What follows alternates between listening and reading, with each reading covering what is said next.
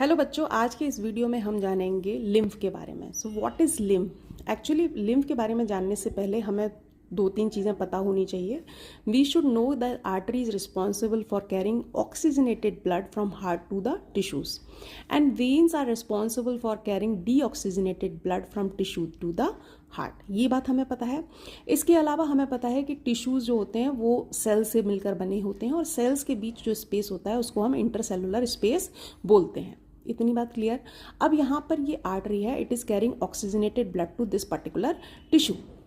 जैसे ही ये आर्टरी इस टिश्यू के पास आएगी it will divide into fine capillaries, है ना।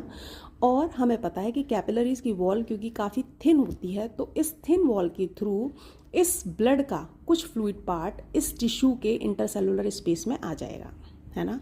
जैसे ही ब्लड का फ्लूइड पार्ट इस टिश्यू के इंटरसेलुलर स्पेस में आया तो उस फ्लूइड को हम इंटरस्टिशियल फ्लूइड या टिश्यू फ्लूइड के नाम से जानते हैं।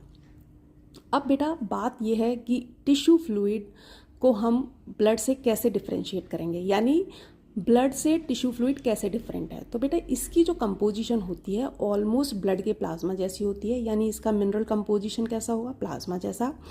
इसमें आरबीसी और प्लेटलेट्स दोनों प्रेजेंट नहीं होती हैं। तो कौन सी सेल्स प्रेजेंट होंगी? डब्ल्यूबीसी की लिम्फोसाइट बेटा ज़रूर प्रेजेंट होती हैं।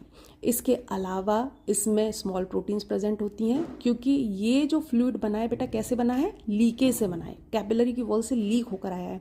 तो हमें पता होनी चाहिए कि बड़ी जो प्रोटीन्स होंगी, जो बिग प्रोटीन्स होंगी, those will not leak through the capillary wall, that's why small proteins are present, but हाँ बड़ी प्रोटीन्स इसमें नहीं प्रेजेंट होती हैं।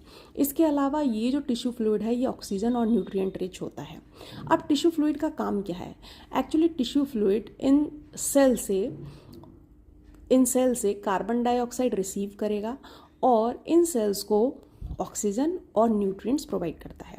अब चूंकि ये tissue fluid carbon dioxide rich हो गया तो अब इसको कहाँ जाना है? वेन्स के पास, क्योंकि veins are responsible for carrying deoxygenated blood to heart.